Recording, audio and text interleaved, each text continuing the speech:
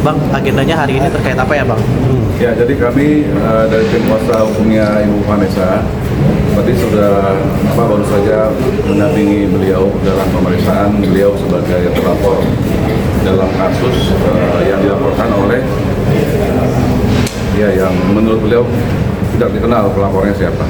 Nah, untuk detail seperti apa, kronologisnya seperti apa, mungkin dari Bu Vanessa bisa kita dengarkan lebih lanjut ya. Silakan Bu. Hari ini saya mencabut, dalam rangka saya mencabut klarifikasi saya yang diundang ke Mabes Polri. Karena saya diundang pada undangan klarifikasi itu orangnya ternyata setelah dicek saya tidak mengenal. Seperti itu. Jadi mungkin ketika masyarakat tidak betul-betul teliti itu bisa membahayakan.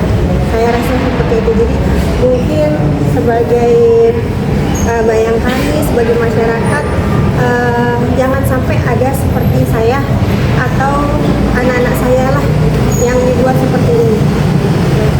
Bagaimana Bang? Ya. Nah, dari klien kami juga sudah buat laporan yang di Polda Metro Jaya.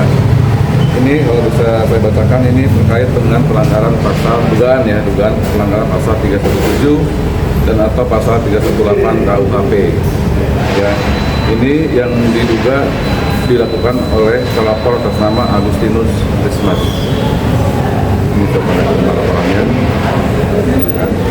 Mungkin atensinya dari Bapak Kadif Propam, Bapak Abdul Karim yang saya hormati, mungkin terkait saya itu karena saya masih bayangkari ya, gitu. Jadi mohon dikawal semua teman-teman juga. Terima kasih. Bu, mungkin bisa ceritakan sedikit laporannya apa sih Bang?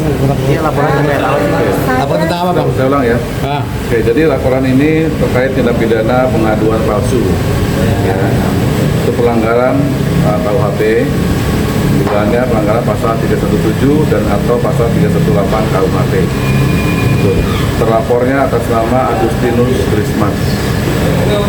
Oke, ini tanggal lapornya ini pertanggal 4 Agustus 2025. Agustinus ini siapa Bang? Agustinus Rismas ini saya laporkan balik gitu karena saya diundang klarifikasi atas saya dilaporkan dengan orang yang tidak saya kenal.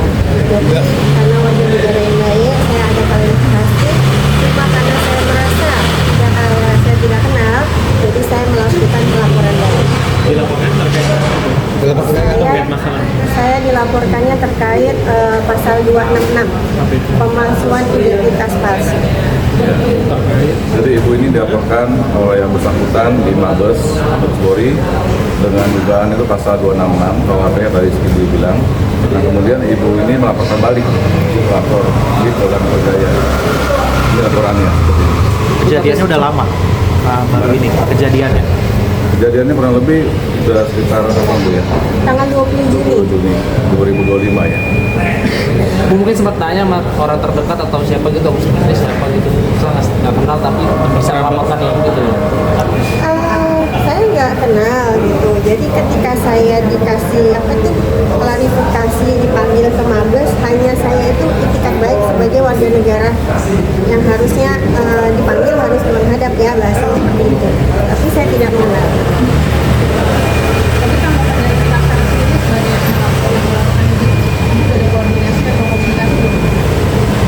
Mungkin setelah ini mungkin kita koordinasi ya Bang ya, mau ke bagian propam gitu, karena telah terjadi seperti ini kepada masyarakat biasa, mungkin tidak lanjutnya setelah ini kita mau melaporkan balik, saya khususnya dilaporkan kenapa bisa diterima, sedangkan orang yang melaporkan saya itu saya tidak kenal. Orang masih diinginkan sebagai budaya juga mengganggu aktivitas dan nama baik Cukup mengganggu ya, pelaporan saya ini kepada saya cukup mengganggu sekali, juga kepada anak-anak saya gitu kan, merasa ketakutan mamahnya mau dikriminalisasikan gitu, sedangkan ada yang lain yang perlunya dikawal gitu, masalah penelantaran anak saya yang mungkin dilaporkannya di sini ya Bang ya, di Propam. Berarti ada respon dari suami gimana?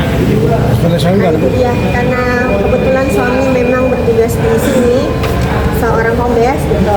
Ini ada penelantaran anak yang tidak diproses-proses hingga sekarang.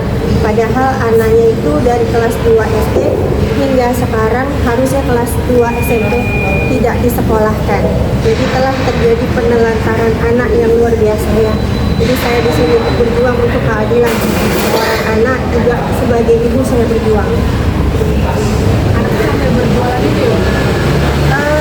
Hanya sih untuk meneruskan hidup ya, mungkin beberapa yang lalu tuh saya sampai harus berjualan ayam bakar gitu secara online ya, karena meneruskan kehidupan, karena saya tuh memerlukan administrasi sekolah buat anak saya.